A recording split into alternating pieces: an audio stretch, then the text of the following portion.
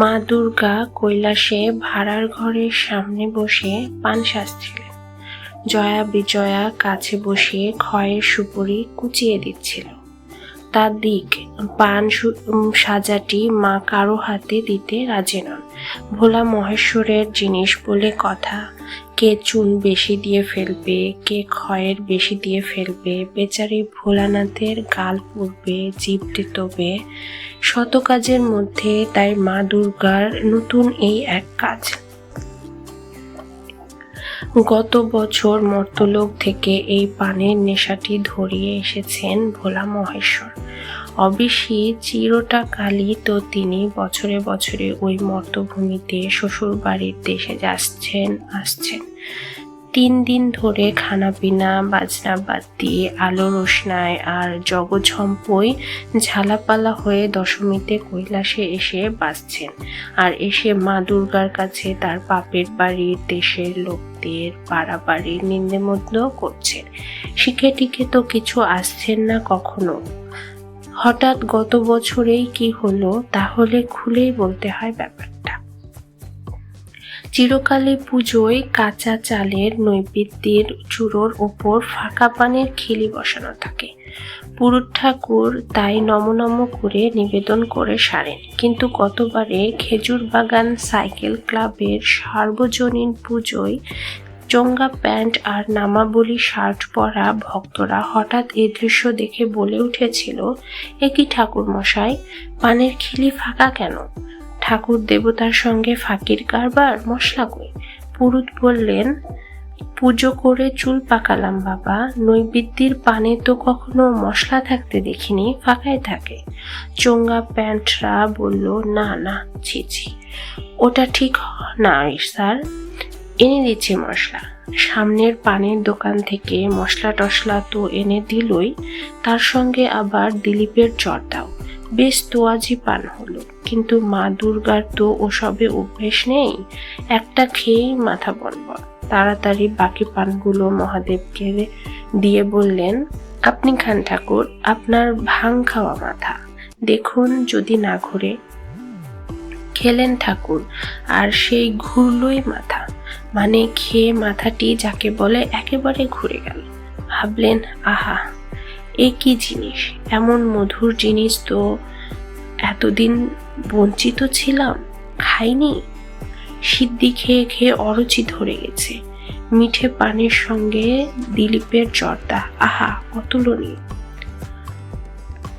চুপি চুপি বললেন, দুর্গা, এই পান বানানোর ফর্মুলাটা শিখে যেতে পারো? মা দুর্গা বললেন, ফর্মুলা শিখে কি হবে, কৈলাসে পান পাতা পাওয়া যাবে, পুতলে হয় না? দুর্গা হাসলেন, এ কি লেবু গাছ, পেয়ারা গাছ যে পুতলেই হলো? ওর চাষ আছে, তার নানান ঝঞ্ঝাট আছে। তবে বলেন যদি তো বস্তা কয়েক নিয়ে যেতে পারি নন্দী ভৃঙ্গির মাথায় চাপিয়ে।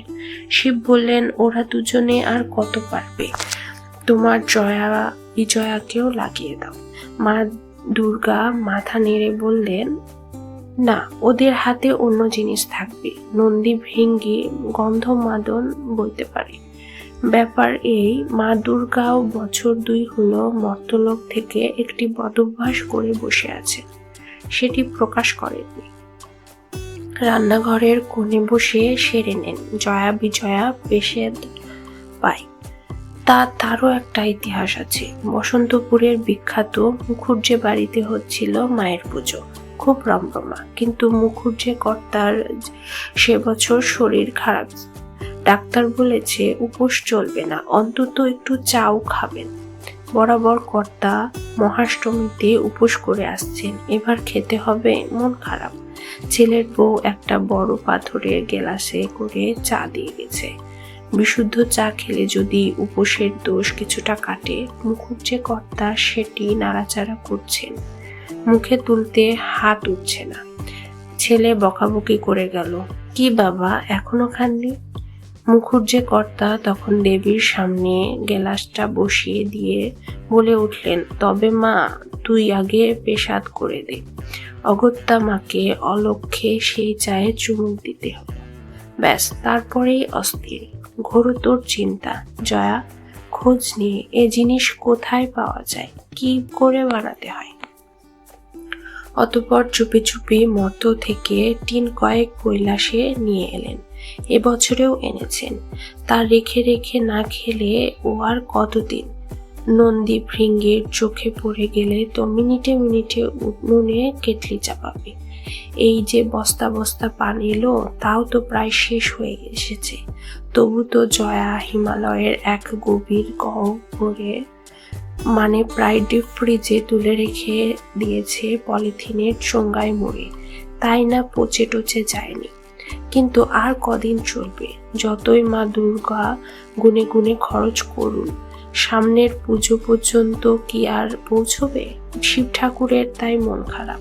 ভাবছেন, বলবেন, দুর্গা, কাল থেকে দুটোর বেশি পান খাবো না।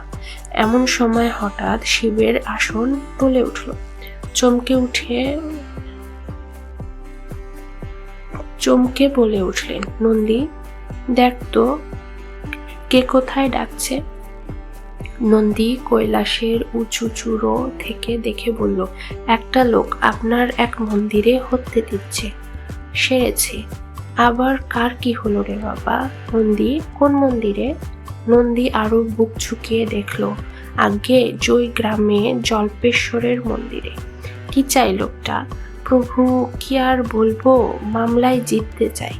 শিব ঠাকুর নিঃশ্বাস ফেলে বললেন, আচ্ছা নন্দী, এদের নিয়ে কি হবে? মামলা জিততে চাই, তাও আমার মন্দিরে হত্যে।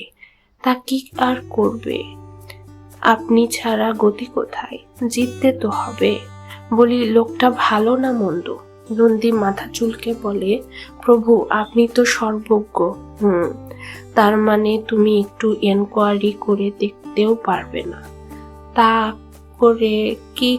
করে কি লোকটা জানো তো? জানলাম আগে, মানে অবলোকন করে দেখছি লোকটা পানের কারবারি। মহাদেব চাঙ্গা হয়ে বসলেন। কিসের কারবারি? নন্দী উদাস গলায় বলল, আগে পানের ব্যবসা করেন। নিজের পানের বড়জো আছে। শিব ঠাকুর ভাঙের নেশা ছেড়ে সোজা হয়ে বললেন, বলো কি নন্দী? আর এই লোক অসুবিধেয় পড়েছে, হত্যে দিচ্ছে? যাও, চটপট চলে যাও, স্বপ্নাদেশ দাওগে, ভয় নেই। আর এই নিয়ে যাও আমার একটু বিভূতি, এর মধ্যেই আমার একটু শক্তি মিশিয়ে দিলাম। দেখবে এই লোক যেন কিছুতেই না হারে। নামটা কি ওর? নন্দী আবার পৃথিবীতে উকি দিয়ে বলল, আগে নাম বিরিঞ্চি ঘোরেল। বেশ বেশ, মামলাটা কিসের? ওই যা হয় প্রভু, জমি জমা বিষয় সম্পত্তি নিয়ে জ্ঞাতির সঙ্গে।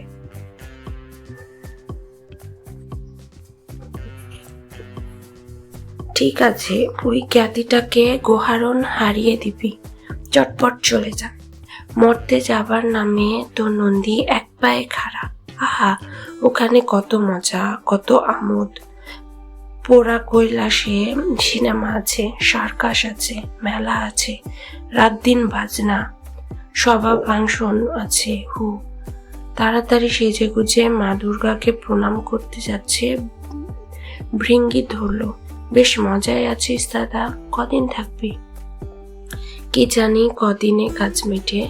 এনতার সিনেমা দেখবি তো? নন্দী একটু হেসে ভৃঙ্গির পিঠ চাপড়ে বলে যায়, মন খারাপ করিস না, পরের চান্সে তুই যাস।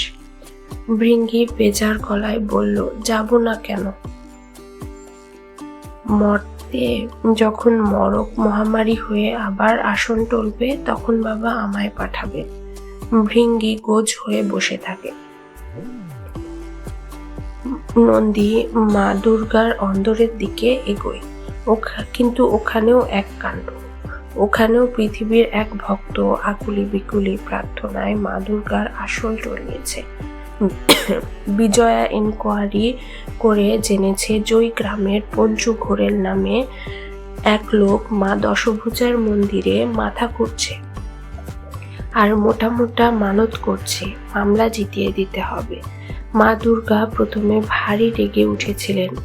কি জ্বালা! জগতে এত জীব সৃষ্টি করলাম, এই মানুষগুলোর মতো এত আবদেরে বায়না বাজতো আর একটা দেখলাম না। বাঘ, সিংহী, হাতি, উট, সাপ, ব্যাঙ, মাছ সবাই তো আমার সন্তান। তারা কে কবে আবদার করছে, মা আমার এই করে দাও, ওই করে দাও, তাই করে দাও। আর ওই মানুষ রাত দিন ডাকাডাকি আর দাও দাও, মা আমার অসুখ ভালো করে দাও, আমার বাড়ি করে দাও, গাড়ি করে দাও, ছেলে মেয়েদের পরীক্ষায় পাশ করিয়ে দাও, বড় চাকরি করে দাও, ভালো বিয়ে দিয়ে দাও, আমার মান দাও, যশ দাও, রাজা করে দাও, মন্ত্রী করে দাও। লিস্টটি ফুরোবে না। আবার মামলা মোকদ্দমাতেও জিতিয়ে দাও। বিজয়া গোমরা মুখে বলেছে, তা যাকে যা শিখিয়েছ মা, সে তাই শিখেছে।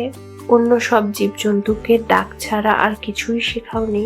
তারা সেই ডাকি ছাড়ে, ঘো ঘো, মিউ মিউ, হি হি, হি হি, হাম্বা হাম্বা। মানুষকে তুমি ডাকতে শিখিয়েছ, সেই তাই করছে। রাত দিন ডাকছে, শুধু শুধু কি আর ডাকবে, তাই দাও দাও করছে। মা দুর্গা রেগে বলেছেন, খুব যে কথা শিখেছিস, বছর বছর পৃথিবীতে গিয়ে এইটা হয়েছে, তার যে ডাকছে সে করে কি? বিজয়া খড়ি পেতে বলেন, চায়ের ব্যবসা। মা দুর্গা চমকে বলেন, বলিস কি? হ্যাঁ মা, শুধু ব্যবসায় নয়, 3-4টে চায়ের বাগানও আছে তার। মা দুর্গা রেগে বলেন, আর এই লোককে তুই অগ্রাহ্য করছিস? ওকে জিতিয়ে দিতে পারলে জীবনে আর তোকে পৃথিবী থেকে চা বয়ে নিয়ে আসতে হবে না। যা গিয়ে স্বপ্নাদেশ দিবি, ভয় নেই, তোকে জিতিয়ে দেব। তুই শুধু নিয়মিত আমায় চা সাপ্লাই করবি, মানে চায়ের পাতা দিয়ে পুজো দিবি। এতক্ষণ বোধহয় বুঝতেই পারছো মা দুর্গা ওই চায়ের অভ্যাসটি করে মরেছেন। বিজয়া যখন মা দুর্গার শক্তি কণিকা নিয়ে মর্তে নামতে যাচ্ছে, নন্দীর সঙ্গে দেখা। এ বলে কি ব্যাপার, ও বলে কি ব্যাপার, তারপর বোঝা গেল ব্যাপার। লড়াইটা শেষ পর্যন্ত শিবের সঙ্গে দুর্গার গিয়েই ঠেকেছে। বিরিঞ্চি ঘোরেল আশ্রিত হয়েছে শিবাশ্রিত, পঞ্চু ঘোরেল দুর্গাশ্রিত। দুই জ্ঞাতি ভাই, একখানা তালুক নিয়ে লড়ালড়ি। এ বলে ও তালুক আমার 7 পুরুষের, ও বলে ও তালুক আমার 7 পুরুষের, অথচ মিথ্যে কেউই নয়, বলে না। 7 পুরুষ আগের সেই চন্দ্রবিন্দু হয়ে যাওয়া ভদ্রলোক, যিনি গাটের কড়ি খরচা করে কিনেছিলেন ওই জমিটি, সেই রজনী ঘোরেল। তিনি এই পঞ্চু ঘোরেলেরও ঠাকুরদার ঠাকুরদা, আবার বিরিঞ্চি ঘোরেলেরও ঠাকুরদার ঠাকুরদা। অতঃপর এদের দুজনেরই সমান দাবি। রজনী ঘোরেলের 2 ছেলের বংশ দুদিকে ছড়িয়ে এখন জ্ঞাতি 70 হয়ে দাঁড়িয়েছে। তাই জমিটার অধিকার নিয়ে ঘোর মোকদ্দমা। এ বলে পানের চাষ আরো বাড়ানো দরকার, ওই জমিটাই ভালো হবে। ও বলে শুধু পাহাড়ে দেশেই চা বাগান হয়, বর্ধমান জেলার মাটিতে বাগান হওয়ানো যায় কিনা তা পরীক্ষা করব। জমি না হলে কোথায় পরীক্ষা, পুকুরের জলে? দুজনেরই যুক্তি আছে। রাত্রিরে যে যার বাড়িতে ঘুমোচ্ছে, হঠাৎ বিরিঞ্চি ঘোরেলের মাথার কাছে দেববাণী, ওরে বিরিঞ্চি, নির্ভয়ে থাক, স্বয়ং বাবা ভোলানাথ তোর সহায়, তোর জিত মারে কে? ওদিকে পঞ্চু ঘোরেলের মাথার কাছে তেমনি দেববাণী, শুধু হেরে গলায় নয়, মধুর কণ্ঠে, বাছা পঞ্চু, নির্ভয়ে থাক, তোর জয় মারে কে? আমি তোর জয়ের জন্য আমার অনুচরী বিজয়াকে পাঠিয়েছি, আমার শক্তি দিয়ে, শুধু একটি শর্ত। পঞ্চু ধরফড়িয়ে উঠে বসে দিশেহারা হয়ে বলে, কি শর্ত মা, কি শর্ত? পরে বলবো, আগে জিত। ব্যাস, পরের দিন 2 জ্ঞাতি ভাই পুকুর ধারে তরপাচ্ছে। এ বলে মা স্বপ্নে আমায় ভরসা দিয়ে গেছেন, আমার জেতা মারেকে, ও তরপাচ্ছে, বাবার উপর কথা নেই। বাবা মায়ের গুরুজন। বাবা আমার স্বপ্নে আশ্বাস দিয়ে গেছেন, না জিতিয়ে ছাড়বেন না। ও জমি আমার হকের ধনমদন মোহর। দুর্গাশ্রিত পঞ্চু বলল, দেখা যাক কার হকের ধন। চলছে লড়ালড়ি, দিনের পর দিন শুনানি চলছে। উকিল ব্যারিস্টার হিমশিম খেয়ে যাচ্ছে, জজ মাথায় হাত দিয়ে বসে থাকছেন। কারো হাত জিত নেই, কারোরই কেস দুর্বল নয়। দুজনেরই 7 পুরুষের জমি, কোর্ট কাছারি নাস্তানাবুদ। একদিকে বাবার বিভূতি, অন্যদিকে মায়ের শক্তি। নন্দী আর বিজয়া দুজনেই যে যার মালিককে নিয়মিত ট্র্যাঙ্ক কলে খবর দিচ্ছে মামলার অবস্থা কি, কিন্তু হেলাদোলা নেই কারো। রেগে গিয়ে শিব বলেন, দুর্গা, এটা কি হচ্ছে? তোমার শক্তি সংবরণ করো। আমার ভক্তকে জিতিয়ে না তুললে নরলোকে আর প্রেস্টিজ থাকবে আমার? দুর্গাও জেদ ধরে বলেন, সে আমি কি জানি? আমারই বুঝি প্রেস্টিজ রাখবার দরকার নেই? চিরটাকাল আমি শরণাগত দীনার্ত পরিত্রাণ পরায়ণে, তা জানো না? শিব দুর্গার তর্কাতর্কির রোল কৈলাস থেকে স্বর্গে গিয়ে ওঠে। 33 কোটি দেবতা ছুটে এসে হাজির হন। কি হয়েছে? ওরা তো তখন উত্তেজিত। শিব ঠাকুর আর মা দুর্গা, জয়া আর ভৃঙ্গি ঘটনার আদ্যন্ত রিপোর্ট দেয় এবং নিঃশ্বাস ফেলে বলে, ব্যাপার মিটবে কি করে? বাবা মা দুজনেই সমান, কেউ তো কম যান না। আজ যদি এ জিতবো করে, কাল ও তেড়ে ওঠে। রোজ নতুন নতুন উকিল আনছে। এত সব টাকা কড়ি পাচ্ছে কোথায়? ওরাই জানে। তাই তো 33 কোটির এক আলোচনা সভা বসে, কি করে বাবা মা দুজনেরই মান বজায় থাকে। কারণ মা দুর্গা বলেছেন, আমার ভক্ত হারলে আমরণ অনশন করব। আর শিব ঠাকুর বলেছেন, আমার ভক্ত না জিতলে বিশ্বব্রহ্মাণ্ড লণ্ডভণ্ড করে ছাড়ব। দুটোই সমান ভয়। 33 কোটি ভেবে হিমশিম। এমন সময় যমরাজের প্রবেশ। ডিউটিতে ছিলেন, আসতে দেরি হয়ে গেছে। বিবরণ শুনে স্রেফ উড়িয়ে দিয়ে বলেন, এই কথা? সব সমস্যার সমাধান আমার হাতে। মা বাবা দুজনেরই মান বজায় থাকবে। কালই আমার মোষটাকে পাঠিয়ে দিচ্ছি। কোথায়? কোথায় কেন? পৃথিবীতে, আদালতের সামনে। দেবতাদের কথা অমোঘ। পরদিনই হয়ে গেল সমস্যার সমাধান। বিরিঞ্চি আর পঞ্চু দুজনে একই সঙ্গে আদালত থেকে বেরিয়ে দুজনে দুজনকে কলা দেখিয়ে দাঁত খিচিয়ে হাসছে। হঠাৎ চোখে অন্ধকার। কোথা থেকে যেন কালো মেঘের চায়ের মতো বিশাল এক মোষ ছুটে এসে দুজনের ওপর দিয়ে পাশ করে গেল। দুজনেই স্রেফ কাদা। রাস্তার লোকে তুলে হাসপাতালে পাঠাতে গিয়ে বুঝে পায় না কোনটা কার হাত পা। গভীর অন্ধকার থেকে আস্তে আস্তে যখন আলোয় চোখ মেলল, বিরিঞ্চি পঞ্চু কিছুই চিনতে পারে না। কি এ?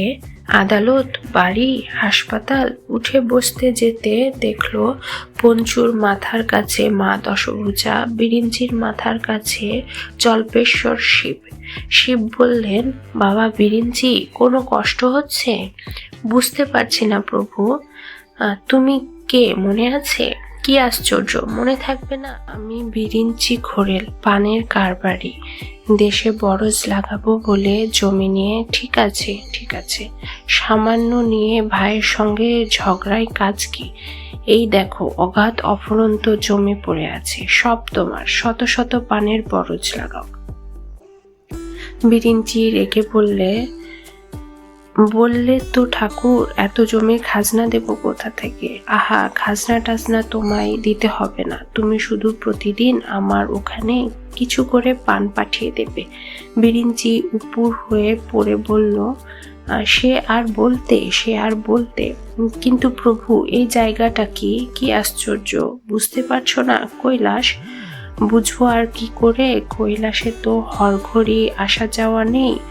তা হঠাৎ এখানে এসে পড়লাম কি করে? বাবা মৃদু হেসে বলেন, সে কথা জিজ্ঞেস করো না বৎস। তবে তোমার কারবারের বারবারন্ত করতে একটি বুদ্ধি দিই।